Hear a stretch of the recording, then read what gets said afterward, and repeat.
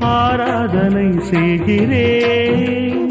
கன்னங்களில் ஒரு வான் வண்ணமே கண்டேன், இங்கே மலர்த்தேன் கிண்ணமே.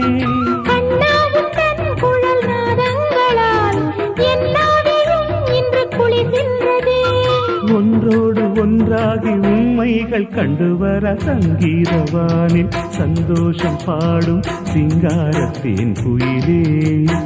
இந்த ஏகாந்த